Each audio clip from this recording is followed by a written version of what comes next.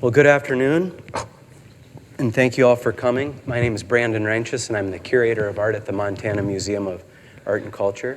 Thank you very much. It's always wonderful when you have staged applause planted in the audience. We thought that we would try an afternoon lecture like this in more of a conversational tone, and that's truly what this will be, is a conversation between myself and Barry Hood. And we're really excited to have him here. It's been a pleasure to host his exhibition in our galleries, which you have, I hope, enjoyed by now. Before we get started, I wanted to thank those that made this exhibition possible and the talk, and also to tell you a little bit about the museum. There's been a whole host of people that have participated in sponsoring this exhibition. The UM Office of the President is a very good sponsor and stands by us all the time, and we thank them for that, as well as the Montana Osher Lifelong Learning Institute. They're a really wonderful and supportive group who've helped out with these series of exhibitions. Finally, I wanted to say also thank you to the School of Art. Barry living over in Helena, has made himself available to every class that's wanted a tour. And so he's traveled over, I think 3 times, maybe 4 times, going back and forth, meeting with these students here at the University of Montana. And that's part of our commitment and Barry's commitment to making sure that everybody sees the exhibition, but also plugging in with the university's academic environment. And finally, I wanted to say thank you to the Gallagher Western Montana Charitable Foundation for their support of the Guide by Cell program. And if any of you have listened to that, that's the cell phone audio tour, and you've heard Barry's voice on there as well as my own. So it's a nice way of bringing the voice of the artist into the exhibition in a different way. The format today is we're just going to ask some questions to get started. We've got a rotating slideshow of past work of Barry's, and he's a remarkably versatile artist. He's not only done stained glass and architectural glass, and then the sculptural glass for which he's known and which the exhibition is centered around, but he has his training, as many of you know, in ceramics because he's a UM alum who was here and graduated in '73 after having studied with Rudy Audio for a number of years. I'm going to let Barry talk about his transition from ceramics to architectural and stained glass, and then finally to sculptural glass. But I wanted to remind you to please silence your cell phones and help me welcoming Barry Hood to Missoula, Montana. Thanks.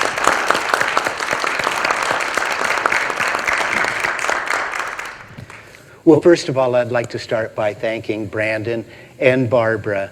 Everyone who's worked at the museum here, they've just done a really fine job. I appreciate them having my work here. It's been wonderful for me because, as Brandon said, I graduated from here many, many years ago. And so for my work to be here is really rewarding. And the interaction that we've had with the classes has been great.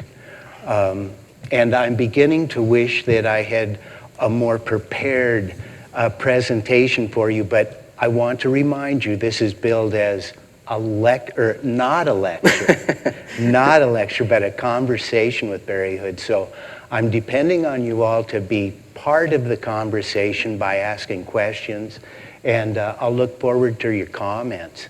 I'm also wishing that I had my sunglasses because this is really bright. And I'm sort of moved by all of you being here. I mean, who are you people, and don't you have jobs? Okay, enough of that. I thought that a good way to start today would be for me to stand up because I can't stand sitting down. I thought that I would talk a little bit about some basic glass forms because I think that, even though we're all surrounded by glass every day, people tend to have questions about it. So I'm going to start just very basically with talking about these pieces. This one is blown glass. And it is made by gathering glass on the end of a rod and blowing through the rod and introducing a bubble into the glass. And from there, then it takes off. You can adopt that shape and adapt it to almost anything. But basically, what you come up with is generally a vessel. And frankly, I'm not a good glass blower. It takes many, many years to become proficient at blowing glass. And at my age, I just don't feel like I have the time that I want to do that. I'm far more interested in these other forms, which are both cast glass. And this one is sand cast. It's quite a really simple process of having a metal pan, if you will, with a mixture of sand, make an indentation into the sand, and then pour the glass into that. So you wind up with a really basic open face mold. This has copper on the back of it, but it generally has a really glassy surface on that top part of the mold.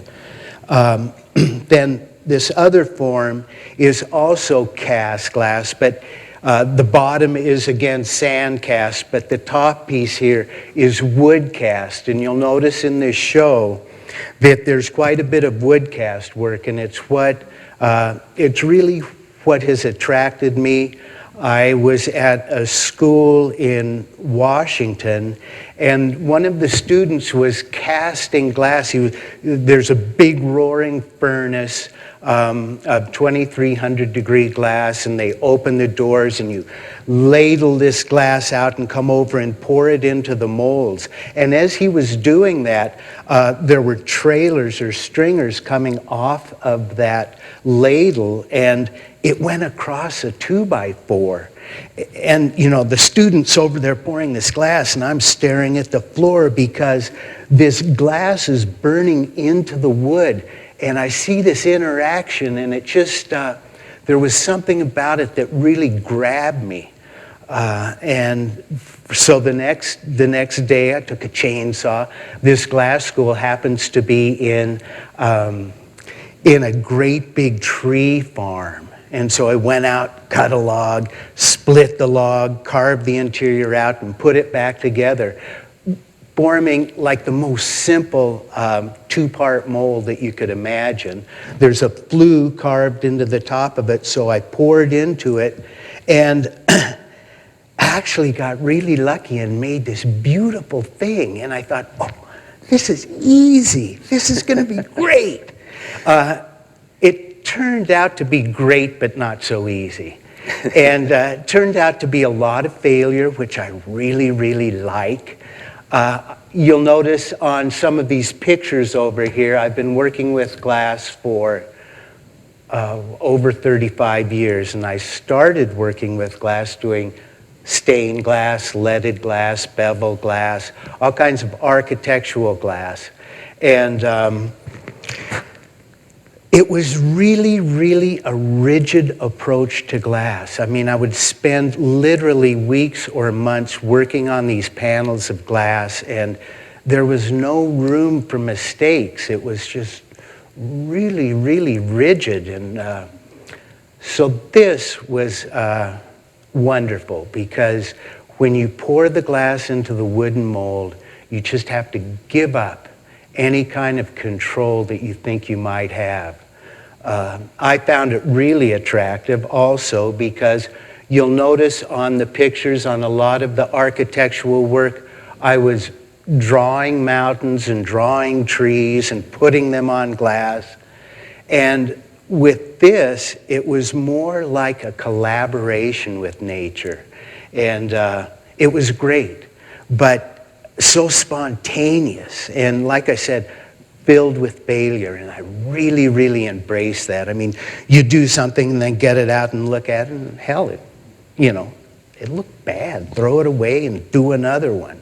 You could afford to do that, but with the architectural glass, I was never able to do that. So Barry, can you talk a little bit about the decision to move away from the architectural glass and what led you to attend that workshop at Pilchuck and to start thinking about sculptural glass? Well, sure, for one thing, I had been doing architectural glass for 20, 25 years, and there's a certain burnout factor, I think, with any job. And I had hit that wall. And so I was really looking forward to doing something. I didn't know what it was, but I've been completely captured by glass. I mean, there's just so many different things you can do with it. It's just a wonderful medium, and I just stayed with it, tried a few different things, and this furnace casting, was just a wonderful thing for the reasons that I talked about. Spontaneity, is not in my nature. And, I'm a control freak, always worried about failure. And, I've learned doing this, it's been such a great teacher, like failure is a really important thing in our life. And I have these classes come through my studio all the time. There's, whether it's Montessori classes, junior high school, some of the best ones are the alternative high school. And I get them in there and start talking to these kids about failure. And the teachers are standing back because a lot of these kids have been told their whole lives, you're a failure. And here I am saying, oh man, you've got to embrace, and I try to clarify it for them. You don't start off with the idea that you're going to fail. But you must start off in an ambitious way that involves the prospect of failure. Like I have a sign in my shop. It says, no risk, no art. And that really covers it for me. I think that if you're not risking, you're never going to take that, you're never going to get a chance for the giant step. And I know as artists, and I think all of us in life, we're looking for that giant step. At least I am. One of the things that Brad Allen said, the professor of sculpture here at the university, when he came through the exhibition and interacted with you, with the students, was that your approach was so diverse that there was, I think he said, there's 20 different ways in which you display your glass, and you can see some of the different ways in which the glass is displayed here.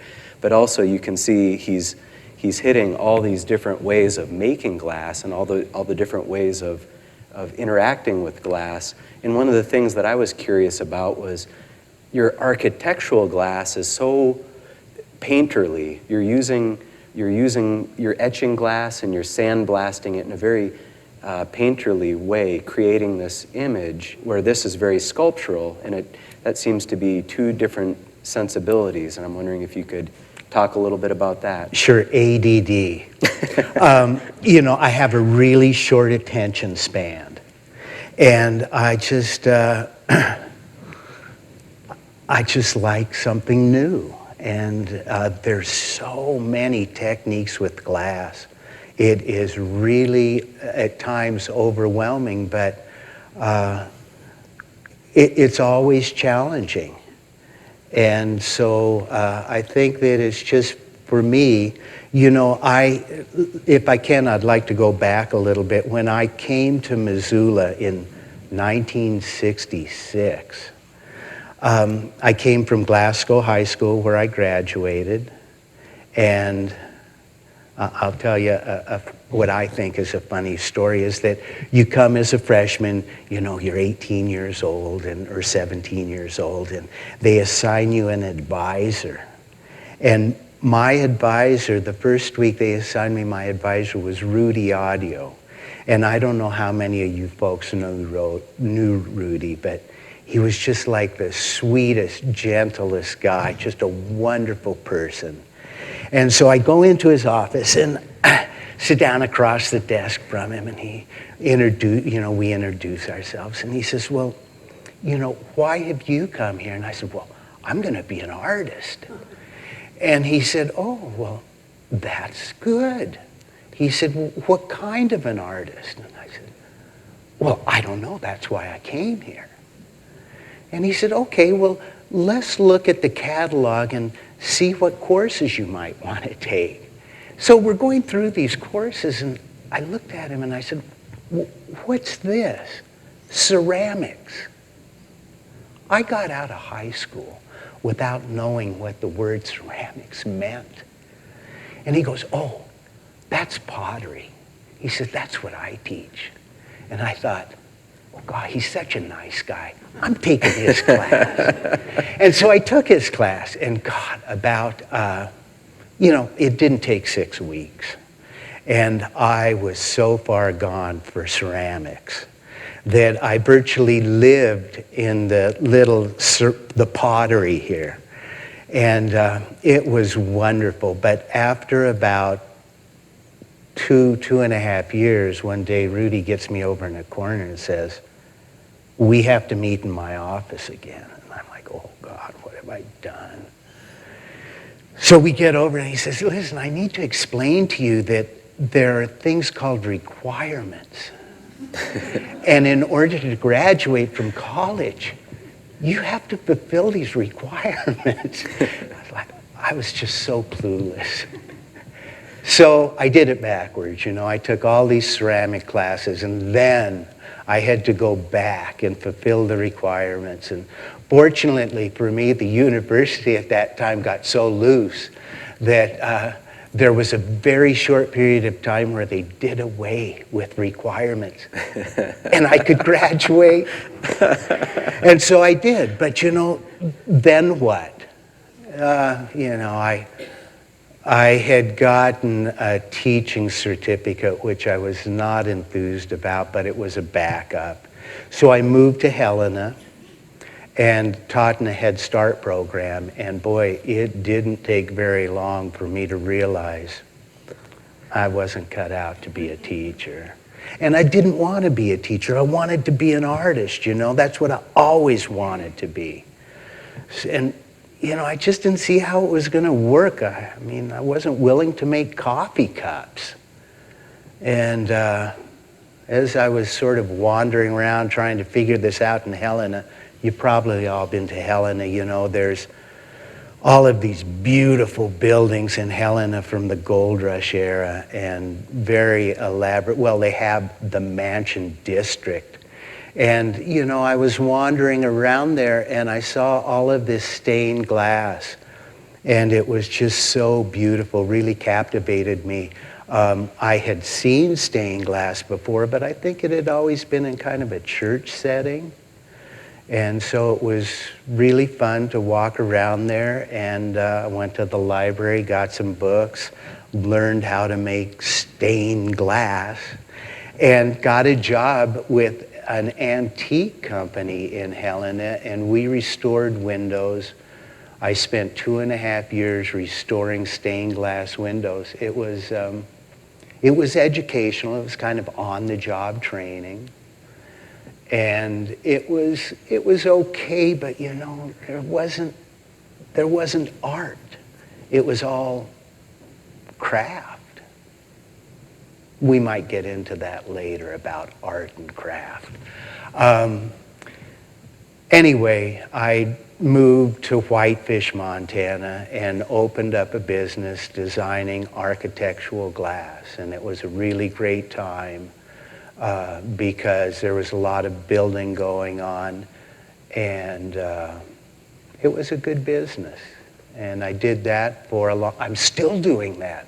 I'm working on a project down in the Bitterroot right now that's, stained glass, leaded glass, blown glass, fused glass, all put together in the end of a greenhouse that's built into it.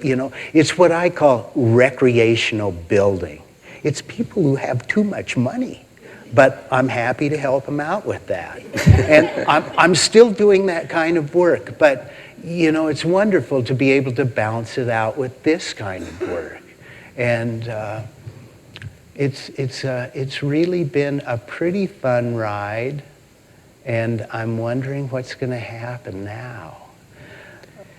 So both that work that you're describing with the architectural interaction and also the sculptural work that we see kind of before us, they're also deeply concerned with that interaction between humanity and nature. And I wondered if you could elaborate on your feelings about how humans interact with nature. Brandon, you've got these great questions. Am I answering any of them? I'll keep trying to steer you back. I'm depending on you. You know, I have been very, very fortunate in my life to spend a lot of time outdoors in nature and a lot of time by myself in nature. And it has shaped my life in so many ways. But all of my work is to try to pay back what I've gotten from nature. And you see it all over it, in art in particular. There's a lot of landscape work, and a lot of sculptors work with nature. And it's sort of, do they call it an old saw? But you know, I still think there's a lot there to be mined, and I'm trying to do my part. It's really important to me, and I'm just lucky to have had this kind of a life that allows me to still get out there and still enjoy nature. That's a fish. And and I still get to go fishing sometimes, and you know, and you see this, you look at these things, and they're representation of nature. And but also the act of collaboration, as you said. Yeah, but you know, this, to me, this is more better, because I mean, mostly you look up there and you know what you're looking at. I feel like the best art is the art that requires something out of the viewer. You know, it requires the viewer to question or to somehow be involved with the work. And I find that really rewarding. You know, I have kind of a beef with a lot of representational art because it answers all the questions. And what the hell, who needs a viewer? You know, I mean, you need a buyer, but you don't really need a viewer. So I'm much more interested in non-representational work at this point. But still doing other. Oh, good, you guys, a question. That piece right there, that's on it was just on the screen, blue piece. Yes. Anyway, I was thinking about the other pieces that have shown that are like that, or that are a little bit like the one on the right here, and the pieces that are similar to that in the show. When I first walked through that show, and I was trying to sort of make some associations with what I was seeing, I was reminded of a show by William Morris in Billings in the Yellowstone Art Museum many years ago. I think it was 13 years ago. And it was called something like Art and Myth and Figure or something like that. And I'm struck by your pieces that look like artifacts, or that look like something that might be found in an archaeological dig. Or that are sort of found objects in a way. I mean, beyond simply the kind of natural imagery, do you think about some of the kind of mythic or mythological, I don't mean that in a capitalized sense, I guess, but some of the kinds of resonances that some of your pieces have that deal with myth? Could everybody hear the question? I saw that show. And Billy Morse is a great artist. He's retired now. He's probably 50. But his work I really admire his work. A major difference between our approaches is that Billy has a team of people. You know, he has at least a dozen, maybe 15 employees. And they're all outstanding artists in their own right. And Bill created a body of work that I think is so far above everybody else's glass work that it's in a category by itself. But his work is representational. And there's nothing wrong with that. But I don't think that my work is representational in a lot of ways. And I like the idea.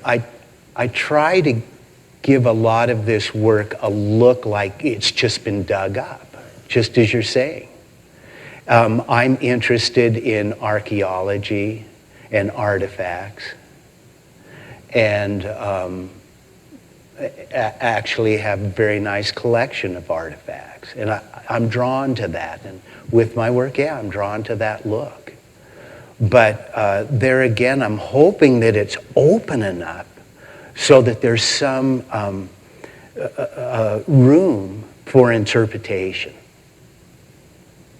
And here I am talking again and not really knowing if I'm answering your question. Sean, I mean, I look at the piece, some of these pieces that are less representational, and that perhaps, I don't know if they're blown or what the process is, but you know, they're quite striking, and you look at them and just sort of you know, ask yourself what that is. Yeah. They look like a bowl or a vessel of some kind, and I'm just curious if you could, I'm just waiting for one of you to come up, but I'm just curious to ask you to describe what the process of making something like that is. Oh, I'm happy to talk about the process, but I won't tell you what it is.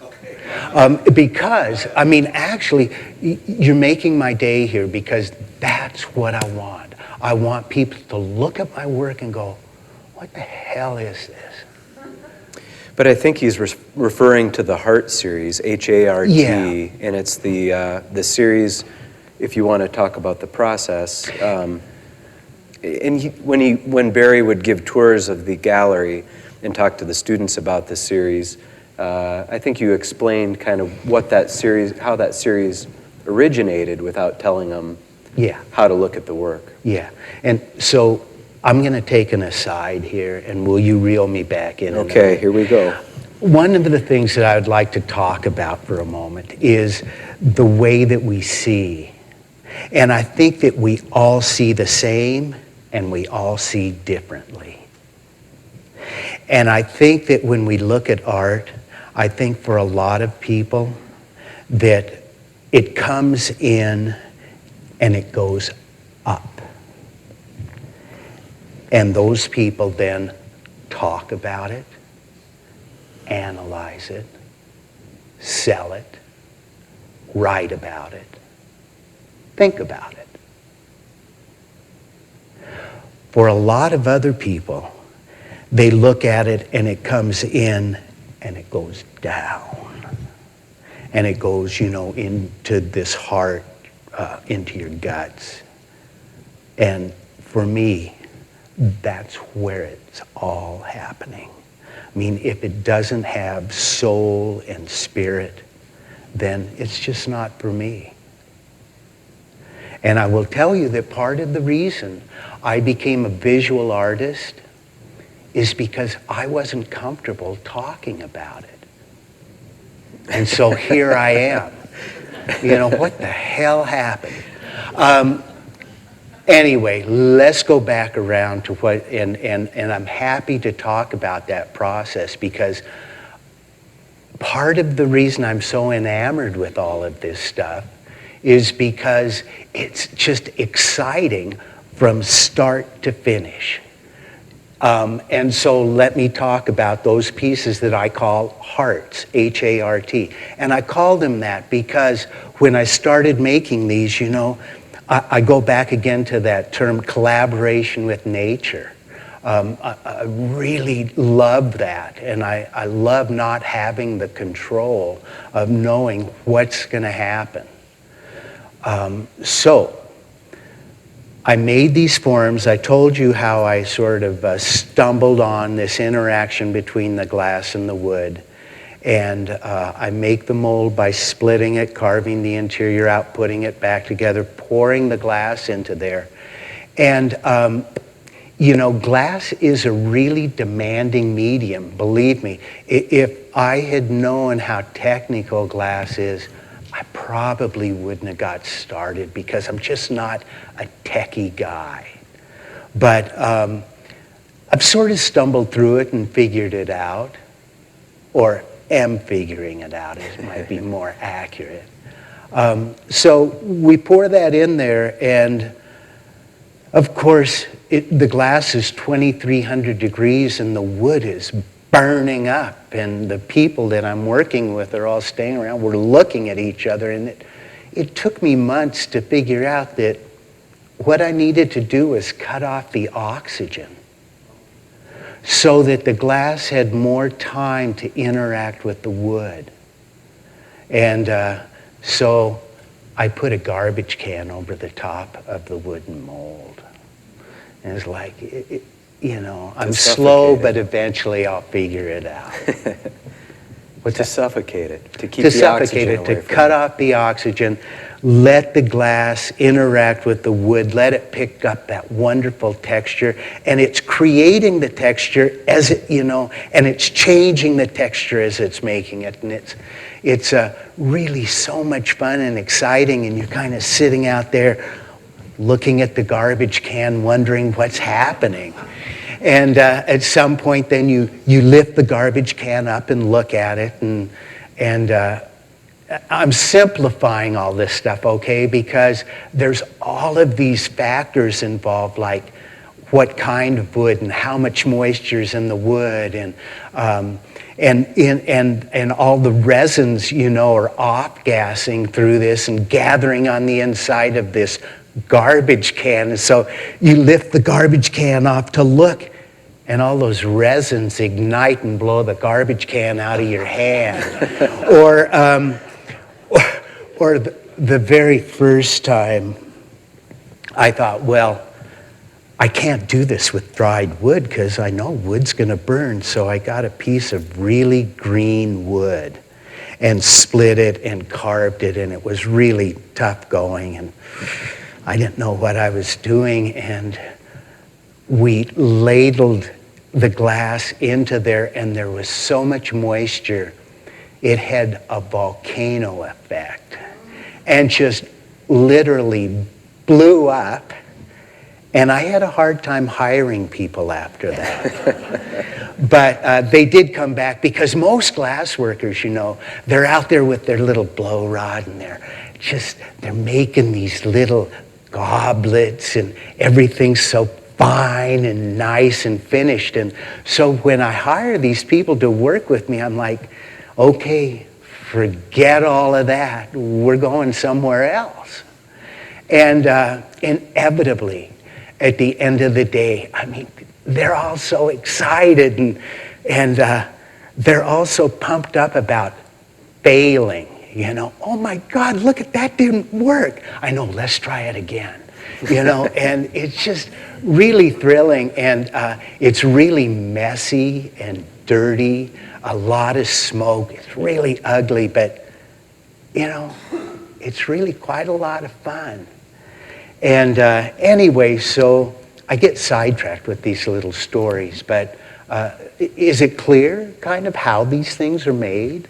Oh, wait, I've forgotten a couple things. So You're looking under the can. Here's the piece of wood. Hopefully the wood's still there. Sometimes I pick the can up and it's just a pile of ashes with a clump of glass laying on it. So you never know.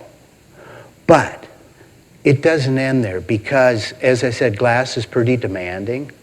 And glass has what's called strain points, stress points. So at 960 degrees, there's a strain point. At 840 degrees, there's a strain point. At 740 degrees, there's a strain point. And what these strain points are is you've got this material all heated up. The molecules are racing all over. And you have to settle it down so that the molecules can come and align themselves. And if you don't do this all through the process, then it's going to break. And it'll be broken when you take it out of the kiln. It'll be broken one day when you come home 5 years later. That's not a good thing to do. I mean, that's the last thing that I want to hear is someone calls me on the telephone and says, hey, gee, your piece of glass broke. I don't want to hear that. So I'm really overly careful about annealing the glass. The term annealing is just the process of cooling the glass down in these different stages, and there's all kinds of factors. There's all different formulas or recipes for glass, and each one of these different recipes has a different set of values as you're working with it. So kind of struggle through that, but back to the wooden glass, you take that piece of glass out of the wood and put it into an annealing oven. And you have to do that before the piece of glass has cooled down enough to break on the spot. Get it back into the annealing oven at about 1100 degrees. Hold it there. Let it soak. Let it sort of stabilize, I guess. And then start ramping it down through these temperatures. Some like this piece of glass could probably be annealed in 24 hours or 30 hours. I have some pieces of glass that I have to anneal for 7 or 8 days. And really, I mean, it just depends on the volume, the size, all of these things. What do you think, Bruce? Is this making any sense to you? That's great. Okay, good. Well, and the process doesn't stop there. You have quite a bit of cold work that you do on the pieces as well. Yeah. Hours of cold work on each piece. Yeah, they don't come out, those hearts don't come out looking like this. They're really ragged, they're really rough, and I mean, I like that. You can tell I like this kind of gritty, funky look. That's what I'm looking for, but it can't be too funky.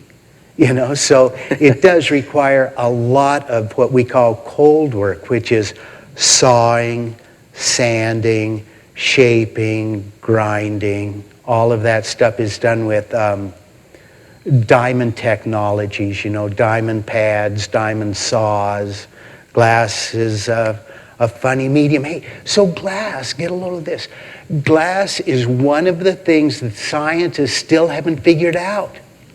They're expecting to make the breakthrough in the next decade. They still can't figure out how it can be solid and liquid at the same time. It's really the most magical of materials. It's really wonderful to work with and look at. And so, yeah, there is a lot of finished work. And you'll notice, I know that a lot of the students have asked me about the coloring. And it's sort of funny. After the first talk, Brandon and I were walking back to his office, and Brandon looks over at me and said, gee, I wonder how many of those students are going to hang themselves tonight. Because, I feel like one of the things I have to offer the students is talking to them about real life as an artist and what it takes and you know, I kind of feel like my job is to take the shine off it for them. You know, it's real glamorous to think of being an artist, but really it's a crummy way to make a living. And, you know, I let them know that.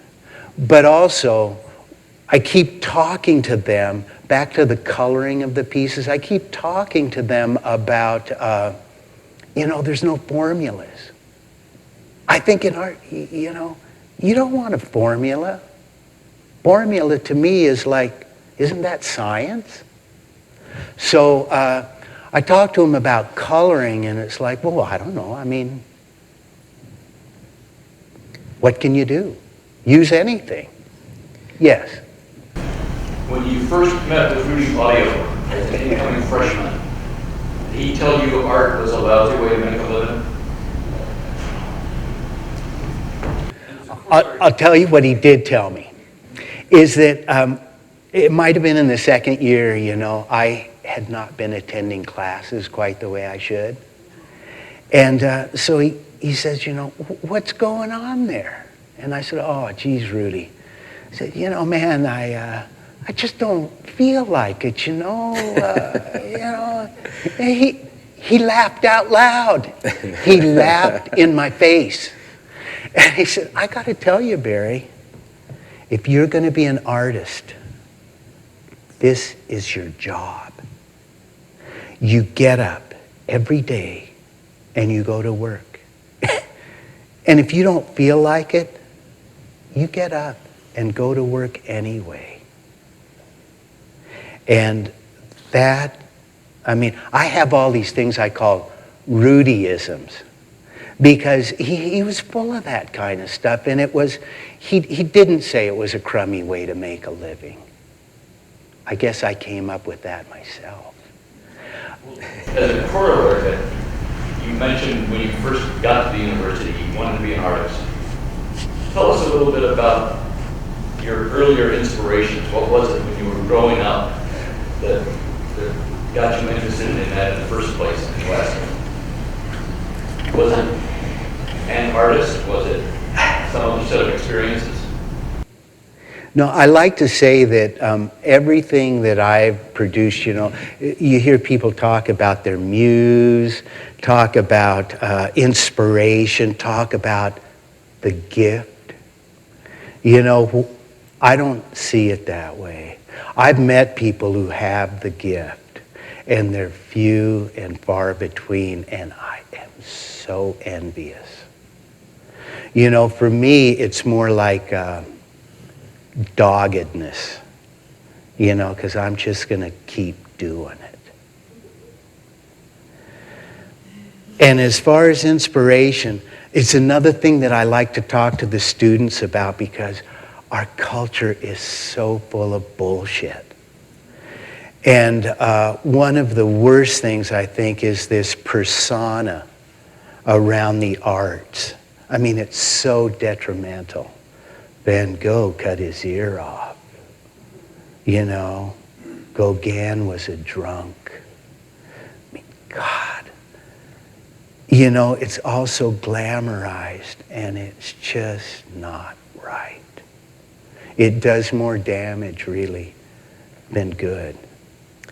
You've also talked to the students that there's a glut of artists, that there's this, I don't know, that we're emerging from a historic and economic time period that have allowed for really a proliferation of artists. And you've also mentioned that when you have students visit you at your studio, that they, many of them, 50% of them, want to have a career in the arts. So we're talking about kind of these really interesting configuration of circumstances. Yeah, and you're right. I was pretty hard on that first You're class. pretty hard on them. Because, you know, exactly what Brandon's saying. I mean, we have come through the most remarkable time in our country, you know, of 70 years of continuous growth. Oh, there were a couple of minor recessions, but of wealth that really, I don't think there's been very many examples historically of that kind of wealth. And what it has provided is this excess money for artists. I mean, good God. Look at the art that's being sold out there. It's a lot of it's just so bad. And it happened because there's an excess of wealth. And it provided an opportunity for a lot of artists. I tell these young people, you know, one of the first things I say, they come in and I say, well, now, how many of you are hoping to have a life in the arts, you know? And Everyone raises their hand. I said, good luck. And then I say, and how many of you have a backup plan? And you know, a lot of them raise their hand. And I say, listen, if you have a backup plan, go immediately to your backup plan. Because I feel that art is for people who really don't, being an artist is for people who don't have a choice. And that's the category I fit into. Believe me, I was raised in a family, a wonderful family. My mom was so supportive, and my father was a first sergeant in the military. And he didn't mind bringing his work home with him. And he was less enthusiastic about me being an artist. So much so that, you know, I really didn't make a full commitment to what I was doing until I was in my late 30s. I was doing it, and on some deep level, the commitment was there because, you know, that's just what I was going to do. But I tell these young people, you know, it's really a tough way to make a living. And the difference is that I grew up in the 60s. You know, there was something pretty glamorous about poverty. It was okay to be poor. And I spent decades, literally, at poverty level. But, you know, it was okay. It's different now. I think for these young people, and God, a lot of these young people are coming out of school with, you know, student loans, and, you know, it's going to be tough to be an artist in today's world. Well, we've got about 5 minutes left, so I thought I'd end on one question and then maybe open it up to anybody else's questions before we turn over to the reception. And I've noticed in your work that the concept of time, are you ready? I'm going to, you look like you're bracing yourself. The concept of time in your work is really an important one, but it's kind of understated, especially with your ideas about the studies for extinction and some of those other, a little bit of skepticism about humanity's progress. So I'm wondering if you could address how time figures into your work. We're almost out of time, aren't we? We are. Oh, good. That's why I saved this for the last question. You know, frankly, I don't think I can answer that. I do know that when I'm in my shop, I have this beautiful shop that I go to every day, and it's thrilling because when I walk in there, I lock the door behind me. And I don't have to deal with the public, and you know, the telephone has an answering machine. And so I'm able to kind of lose myself in there.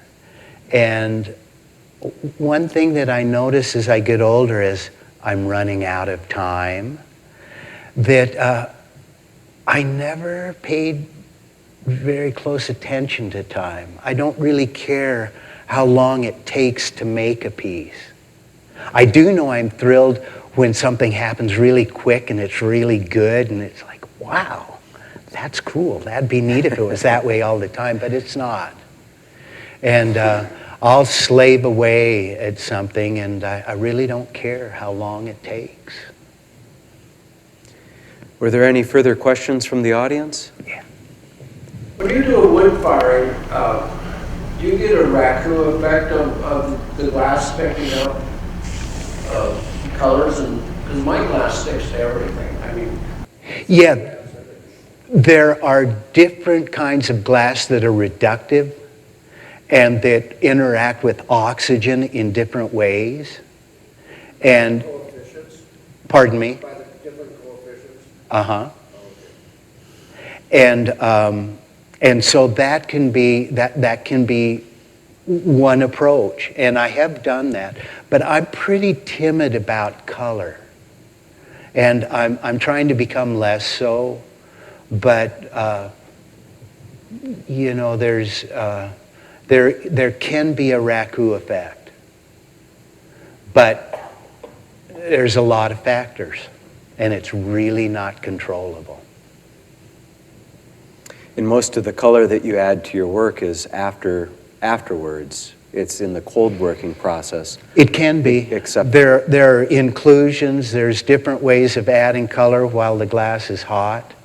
There's a million things you can do with glass. And one more question here in front. I'm curious about, but I've heard that there's like lamp glass and then there's another kind of glass. And I'm just curious, what kind of glass are there? I'm curious about what kinds of glass. Different types of glass. Oh my goodness. I can't answer that question either because there's so many kinds of glass. I mean, think about it. There's this kind of glass. There's the glasses we're looking through. There's the glasses we're drinking out of. There's window glasses. There's the glass tiles on the space shuttle. There's all different formulas of glass. Yeah. Or do you mix types of materials, or do you order it and then heat it up? Yes to both of those.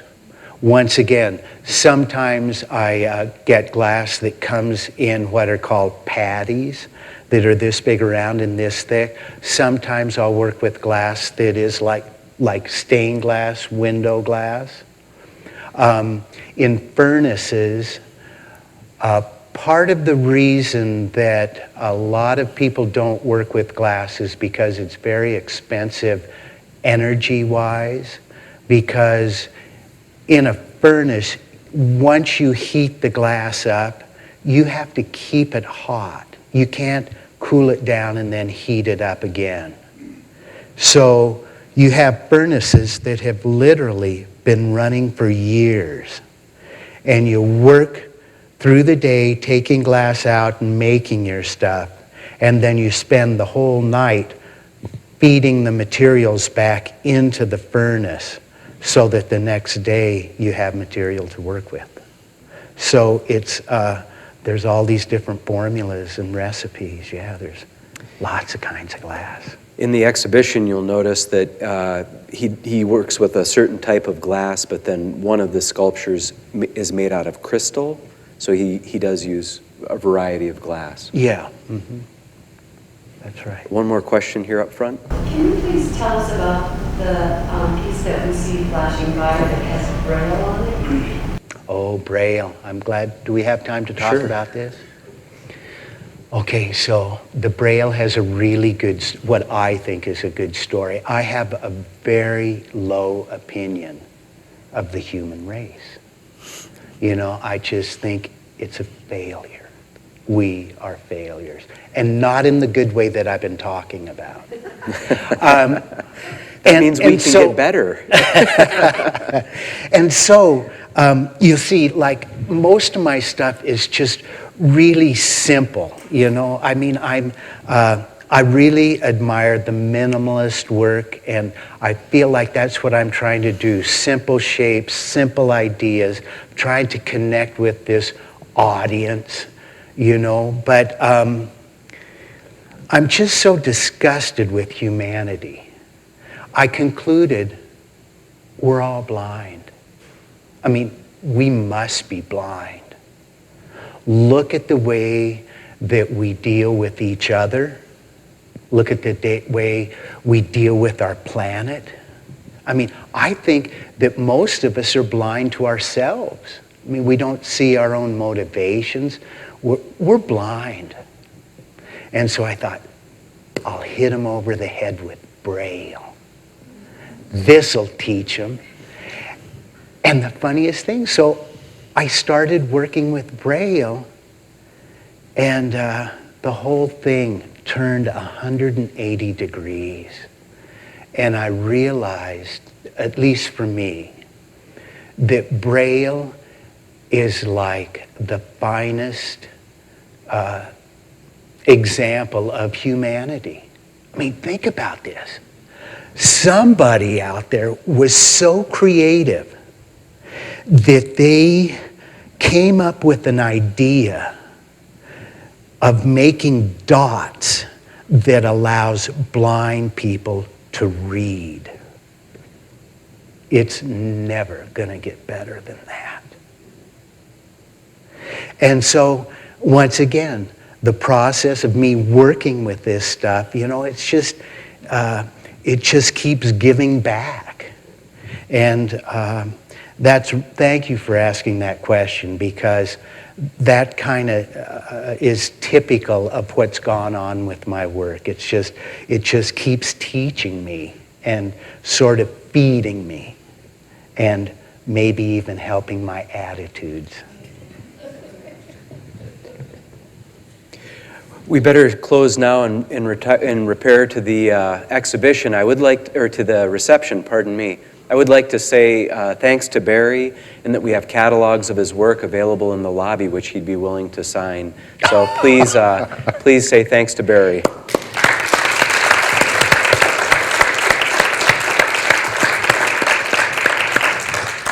Thank you all for being here.